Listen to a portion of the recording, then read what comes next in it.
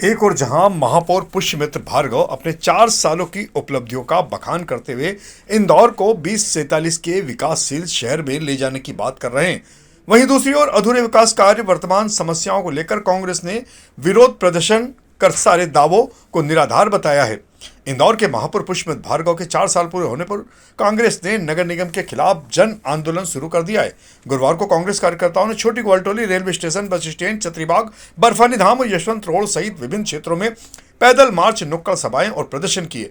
कार्यकर्ताओं ने महापौर का मुखौटा पहनकर विरोध जताया और जमकर नारेबाजी भी की। कांग्रेस ने दूषित पेयजल, जर्जर सड़कें, जल भराव, नामांतरण विवाद और अधूरी परियोजनाओं को लेकर नगर सरकार पर तमाम सवाल उठाए। कांग्रेस नेता देवेंद्र सिंह यादव ने कहा कि 4 साल में मूलभूत समस्याओं का समाधान नहीं हुआ। जनता भारी भरकम टैक्स और अव्यवस्था, अधूरे विकास कार्यों से परेशान हो चुकी है। मांगे पूरी नहीं हुई तो आंदोलन और भी व्यापक किया जाएगा। जो 4 साल हुए हैं इस शहर को बीमारू शहर बना दिया है। भागीरथपुरे में कई लोगों की दूषित पानी से मौत हुई। शहर भर में गड्ढे ही गड्ढे, सड़कें खुदी पड़ी है। कई घोटाले हुए, भ्रष्टाचार हुआ, कई विकास कार्य नहीं हुए और लगातार 4 सालों में महापौर असफल महापौर चुने हुए हैं। उसी को लेकर इंदौर शहर कांग्रेस कमेटी और मध्य प्रदेश राज्य विकास केंद्र द्वारा जन जागरण अभियान के तहत महापौर की असफलता, 4 साल की असफलता गिनाई गई और महापौर का मुक्का लगाकर हाथों में पोस्टर लेकर यह दर्शाया गया कि महापौर 4 साल में वे पूरी तरह से असफल रहे हैं। आम जनता तरस रही है। इन सब मुद्दों को लेकर जन जागरण अभियान चलाया गया। मैं देवेंद्र सिंह यादव, इंदौर शहर कांग्रेस कमेटी कार्यवाहक अध्यक्ष, इंदौर। इंदौर में महापौर पुष्यमित्र भार्गव के 4 साल पूरे होने पर इधर कांग्रेस ने नगर निगम परिषद के कामकाज पर भी तीखा हमला बोला है। शहर कांग्रेस अध्यक्ष चिंटू चौकसे और नेता प्रतिपक्ष सोनीला मिमरोट ने संयुक्त प्रेस वार्ता में निगम पर आर्थिक संकट, भ्रष्टाचार और अव्यवस्थाओं के तमाम आरोप लगाए हैं। कांग्रेस नेताओं ने दावा किया कि जनता पर तमाम प्रकार के अव्यवहारिक टैक्स लादे गए हैं। कर्मचारियों के वेतन के लिए निगम को ओवरड्राफ्ट लेना पड़ता है, जबकि ठेकेदारों के करोड़ों रुपए के भुगतान भी लंबित हैं। इसके चलते विकास कार्य प्रभावित हो रहे हैं। कांग्रेस ने शहर में जल संकट, खराब सड़कें, सीवर व्यवस्था, नामांतरण और डिजिटल पोर्टल की गड़बड़ियों को भी महापौर के कार्यकाल की बड़ी विफलता बताया है। कांग्रेस नेताओं ने कहा कि इन तमाम समस्याओं के लिए नगर निगम परिषद जिम्मेदार है, जिसके कारण आज पूरा शहर परेशान हो रहा है। लेकिन पीड़ित नागरिक मजबूर हैं, वह शिकायत करें भी तो किससे, क्योंकि जिले से लेकर प्रदेश और केंद्र तक इन लोगों का ही साम्राज्य चारों तरफ जमकर मनमानी हो रही है। इसी वाली रोड 100 साल पुराने मकान आपने इतनी बेदर्दी से तोड़े। आपने मास्टर प्लान की सड़क को 80 फीट से 60 फीट कर दिया, शहर एक में कर दिया, उसके लिए बहुत धन्यवाद। आपने लोगों को मकान तोड़ने का अवसर जितना देना था उतना नहीं दिया। मैं तो बोल रहा हूं कि एक अवसर आपको आपने दिया और नहीं तोड़ा, तो आपको इतने लोगों के साथ में समन्वय के साथ बैठना था, उनको अवसर देना था। आपने वहां पर अपनी जेसीबी डंपर पॉकलेट लगा के उसको पूरा का पूरा ईरान बना दिया। ऐसा लगा विध्वंस मचा दिया कि एक डॉक्टर है उनके ऊपर छत गिरी, हॉस्पिटल में भर्ती हुए। उसी के साथ साथ लैंड पुलिंग एक्ट, भूमि अधिग्रहण बिल ये कहता है कि अगर शहर में हम किसी की निजी जमीन लें तो मार्केट मूल्य से 2 गुना पैसा हमको उसको देना है। ये लैंड पुलिंग एक्ट कहता है, जैसा उज्जैन में अभी सरकार काम कर रही है।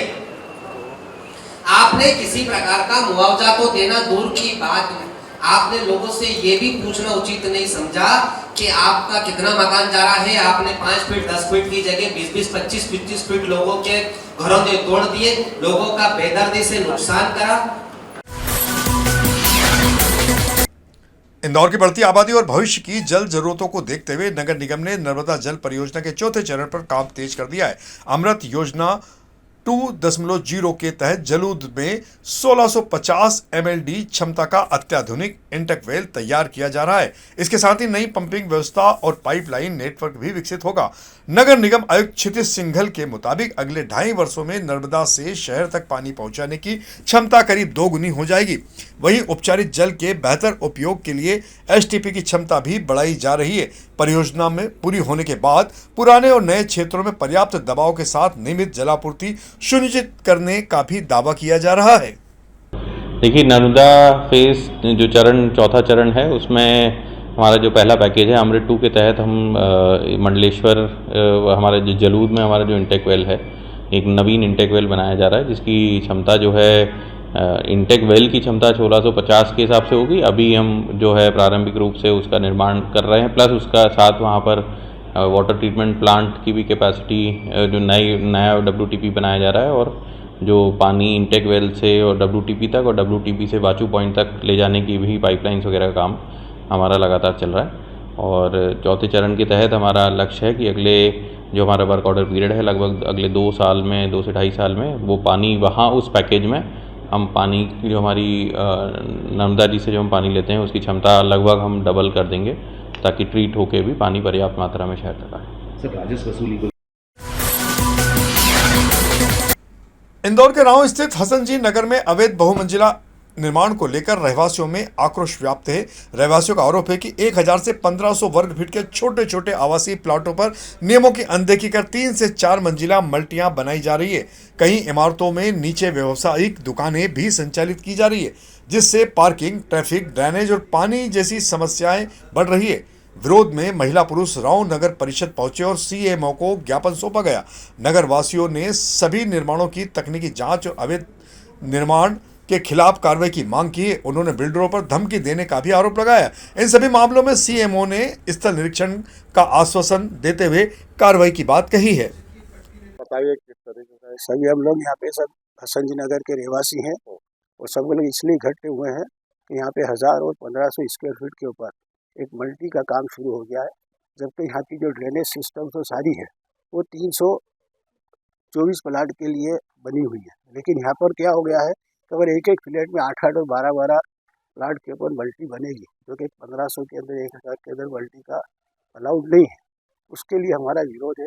हम लोगों ने उसके लिए जो है तो CMO को भी ज्ञापन दिया है, उनसे ही मिले थे, और कल हमने विधायक सबसे मिले थे। विधायक जी ने कहा कि ठीक है, मैं बात करूँगा, लेकिन उसके अगेंस्ट क्या है, कुछ प्रेशर हमारे ऊपर ही बनने लगा है कि भाई जो पुराने कोई नक्शे हैं या कोई है तो वो जो इसके अंदर एक्टिव हैं उनके ऊपर भी प्रेशर बनाने की। यहाँ जो हमारी कॉलोनी है वहाँ के कुछ निवासी आए थे, उन्होंने कुछ वहाँ पर बिल्डिंग वगैरह बनी हुई है, तो उनकी शिकायत लेके आए थे कि उनका व्यवसायीकरण हो रहा है। तो उसके संबंध में उसको जांच करने के लिए जो भी जिनने बनाया है उनको हमने नोटिस जारी कर दिए हैं, और उनसे हम उनकी जो परमिशन, जो बिल्डिंग परमिशन वगैरह थी, तो उसकी रिपोर्ट ले रहे हैं उनसे। उन सभी को नोटिस जारी हो गए हैं शिकायत के आधार। इंदौर के तेजाजी नगर चौराहे पर यातायात पुलिस ने नशे में 36 सीटर यात्री बस चला रहे चालक के खिलाफ कार्रवाई की है। जागरूक नागरिक की सूचना पर पुलिस ने इंदौर से मंडलेश्वर जा रही बस रुकवाई।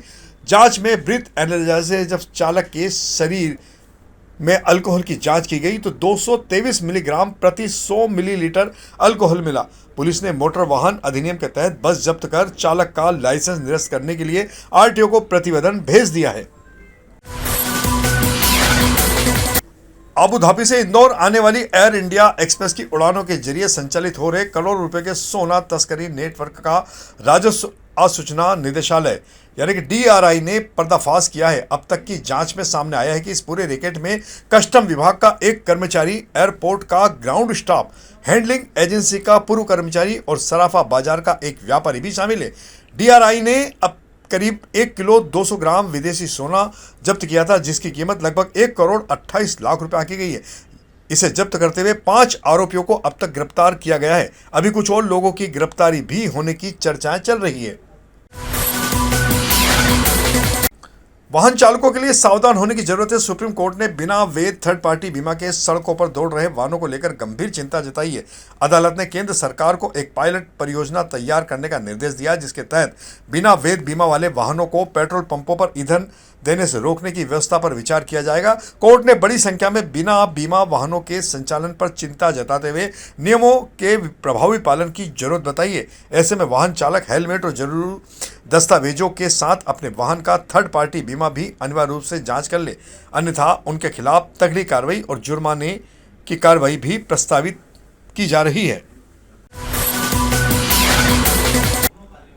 इंदौर क्राइम ब्रांच ने एमडी ड्रग्स तस्करी के मामले में फरार आरोपी शाहिद मंसूरी को मुखबिर की सूचना और तकनीकी साक्ष्यों के आधार पर गिरफ्तार किया है। पुलिस के मुताबिक प्रकरण में पूर्व में अल्फेज खान को गिरफ्तार कर उसके कब्जे से 11.4 ग्राम एमडी ड्रग, जिसकी कीमत करीब 1 लाख से ज्यादा बताई जा रही है, बरामद की थी। विवेचना में शाहिद की संलिप्तता सामने आई थी। आरोपी से ड्रग के स्रोत, सप्लायर और नेटवर्क से जुड़े अन्य लोगों के बारे में भी पूछताछ की जा रही है। शाहिद के खिलाफ पहले भी 3 आपराधिक मामले दर्ज हैं। और इधर इंदौर के हीरानगर थाना पुलिस ने ब्राउन शुगर तस्करी के मामले में एक आरोपी को गिरफ्तार किया है। 5 अगस्त को बीमा अस्पताल के पास संदिग्ध अवस्था में एक व्यक्ति को खड़ा पाया गया था, जो पुलिस को देखकर भागने लगा। इस पर घेराबंदी कर उसे पकड़ा गया। तलाशी लेने पर उसके कब्जे से 10.28 ग्राम ब्राउन शुगर बरामद हुई है, जिसकी कीमत करीब 1,30,000 रुपए बताई जा रही है। आरोपी की पहचान अनिकेत उर्फ छोटू बरबेले निवासी अंजनी नगर इंदौर के रूप में हुई है। इंदौर जिले में मुख्यमंत्री जन विश्वास अभियान की शुरुआत 7 अगस्त से होने जा रही है। मुख्यमंत्री डॉक्टर मोहन यादव के निर्देश पर शुरू हो रहे अभियान की प्रशासन ने तैयारी पूरी कर ली है। कलेक्टर शिवम वर्मा ने बताया कि पहला शिविर महू तहसील के आंबा चंदन गांव में लगाया जाएगा। यहां ग्रामीणों की समस्याएं सुनी जाएगी और आवेदनों के त्वरित निराकरण का प्रयास होगा। विभिन्न विभागों की टीमें गाँव और पंचायतों में पहुंचकर योजना के क्रियान्वयन और विकास कार्यों का निरीक्षण भी करेगी। देखिए, माननीय मुख्यमंत्री जी के निर्देशन में मुख्यमंत्री जन विश्वास अभियान कल से प्रारंभ हो रहा है और हमारे जिले में जो पहला हमारा शिविर रहेगा वो अम्बा चंदन महू तहसील में रहेगा। तो इसके लिए पूरी तैयारी कर रहा है जिला प्रशासन और हमारी पूरी टीम, जो जिलाधिकारी हैं उनकी पूरी टीम बस से वहाँ जाएगी और वहाँ पे जाके जो कार्यक्रम है उसमें सम्मिलित होंगे। वहाँ पे जो इंस्पेक्शन है, निरीक्षण है, उन पे निरीक्षण किए जाएंगे और विभिन्न टीम बनाकर पूरे क्षेत्र में निरीक्षण किए जाएंगे। फिर उस पंचायत में अम्बा चंदन में बैठकर जो प्राप्त आवेदन होंगे उनका निराकरण किया जाएगा, जनसंवाद किया जाएगा और वहाँ पे जो कुशल उद्यमी हैं जिन्होंने शासकीय योजनाओं का लाभ लेते हुए अपने उद्यम स्थापित किए हैं और अच्छा कर रहे हैं वो, तो वो अपने अनुभवों को साझा करेंगे जिससे बाकी नागरिक भी उससे प्रेरित हो सके और अच्छा कर सके। तो ये सारी चीजें कल पूरे दिन हम लोग फिर वहाँ पे रहकर इन सभी चीजों को क्रियान्वित करेंगे और साथ ही साथ जो वहाँ की पेंडिंग सीम हेल्पलाइन है, जन सुनवाई के आवेदन है, उनको भी हम लोग वहीं पर मौके पर निराकरण करने का प्रयास करेंगे। तो ये पूरा जो अभियान है माननीय मुख्यमंत्री जी के निर्देशन में और शासन से प्राप्त निर्देशों के क्रम में किया जा रहा है। इंदौर में सरकारी स्कूलों की शिक्षा व्यवस्था को आधुनिक और प्रभावी बनाने की दिशा में विद्या शक्ति अभियान के तहत नई पहल शुरू की गई है। आईआईटी मद्रास के सहयोग से आर्टिफिशियल इंटेलिजेंसी यानी कि एआई आधारित शिक्षण प्रणाली लागू करने की शुरुआत हो चुकी है, जिसके तहत शिक्षकों को एआई टूल्स के उपयोग का प्रशिक्षण दिया जा रहा है। बाल विनय मंदिर में आयोजित प्रशिक्षण में जिले के विभिन्न सरकारी स्कूलों के शिक्षक हिस्सा ले रहे। कलेक्टर शिवम वर्मा ने इस मामले में जानकारी देते हुए बताया कि एआई की मदद से विद्यार्थियों के गृह कार्य, स्कूल गतिविधियों और सीखने की प्रक्रिया को और अधिक प्रभावी बनाया जाएगा। पहले चरण में चयनित स्कूलों में परियोजनाएं शुरू की गई है। भविष्य में अन्य स्कूलों तक भी इसका विस्तार किया जाएगा।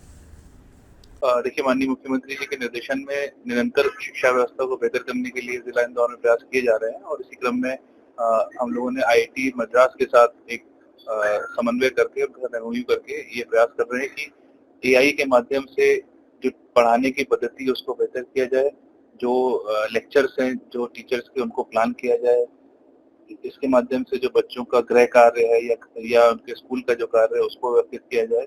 तो ये सारी चीजें करने का प्रयास किया गया है और उनकी जो कॉपियां है उनको जांचने के लिए भी एआई बेस्ड हम लोग टूल लगा देते हैं।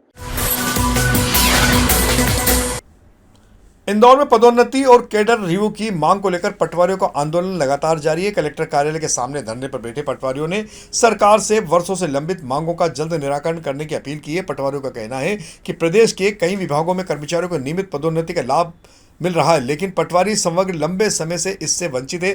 पटवारी संघ की प्रमुख मांग कैडर रिव्यू लागू कर पदोन्नति का रास्ता खोलने की है। संघ के पदाधिकारियों के अनुसार इस मुद्दे को लेकर जिला और प्रदेश स्तर पर अधिकारियों से कई बार चर्चा हो चुकी है, लेकिन अभी तक कोई ठोस निर्णय नहीं लिया गया। इंदौर जिले के करीब 350 पटवारी आंदोलन में शामिल है। संघ ने चेतावनी दी है कि जल्द मांगे नहीं मानी गई तो आंदोलन को अनिश्चितकालीन हड़ताल के रूप में तब्दील कर दिया जाएगा। हमारी मुख्य मांगे तो 5 है वैसे, जिसमें मुख्य मांग कैडर रिव्यू के लिए है। अभी आप देख रहे होंगे कि सभी के प्रमोशन हो रहे हैं, चाहे प्यून के बाबू से हुए हैं, चाहे बाबू ग्रेड 3 ग्रेड 2 बना हो, लेकिन पटवारी को पिछले 25-30 साल से कोई प्रमोशन नहीं मिल रहा है, ना ग्रेड पे बढ़ाया जा रहा है। इसी को लेके पूरे प्रदेश में पटवारी हड़ताल पर है। देपालपुर के सांदीपनी शासकीय उच्चतर माध्यमिक विद्यालय में श्री सेवा भारती शिक्षा समिति एवं मां नर्मदा फाउंडेशन के संयुक्त तत्वाधान में प्रतिभा सम्मान समारोह आयोजित किया गया। माध्यमिक शिक्षा मंडल की 2025-26 की 10वीं और 12वीं बोर्ड परीक्षा में विकासखंड के प्रत्येक विद्यालय से प्रथम, द्वितीय एवं तृतीय स्थान प्राप्त मेधावी विद्यार्थियों को सम्मानित किया गया। शिक्षा के क्षेत्र में उल्लेखनीय योगदान देने वाले गुरुजनों का भी शाल श्रीफल, प्रशस्ति पत्र एवं स्मृति चिन्ह देकर अभिनंदन किया गया है। मुख्य अतिथि विधायक मनोज पटेल रहे हैं। ये सेवा भारती का हर विकास खंड में ऐसा प्रोग्राम चलेगा। ये प्रथम वर्ष था और सभी चारों विकास खंडों में सेवा भारती इस तरह के प्रोग्राम करेगी, जिससे सभी सरकारी बच्चे सरकारी स्कूलों से प्रभावित होकर वहाँ एडमिशन ले और जो बड़े बड़े स्कूल है प्राइवेट स्कूलों में ना जाए। आज सेवा भारती के माध्यम से यहाँ सांदीपनी स्कूल में ब्लॉक के सभी माध्यमिक स्कूल और हाई सेकेंडरी स्कूलों के प्रथम, द्वितीय, तृतीय छात्रों को पुरस्कृत किया गया। मैं सेवा भारती को बहुत बहुत बधाई दूंगा, धन्यवाद दूंगा कि उन्होंने एक अनुकरणीय कार्य किया, जिससे कि जो हमारी प्रतिभाएं हैं उनको सम्मानित करेंगे तो उनमें और जोश आएगा और अच्छी मेहनत करेंगे, लगन से मेहनत करेंगे। और हमारे शिक्षकों का भी मैं धन्यवाद दूंगा। तो यह थी हमारी आज की प्रमुख खबरें। खबरों का सिलसिला आगे भी जारी रहेगा। इंदौर से जुड़ी ताजा और महत्वपूर्ण जानकारियों के लिए आप हमारे दोपहर न्यूज चैनल से लगातार जुड़े रहने के लिए सबसे पहले इसे सब्सक्राइब करें। यदि आपके पास भी कोई महत्वपूर्ण खबर या जानकारी हो तो आप दोपहर न्यूज चैनल पर दिए गए नंबर के आधार पर संपर्क कर सकते हैं। धन्यवाद।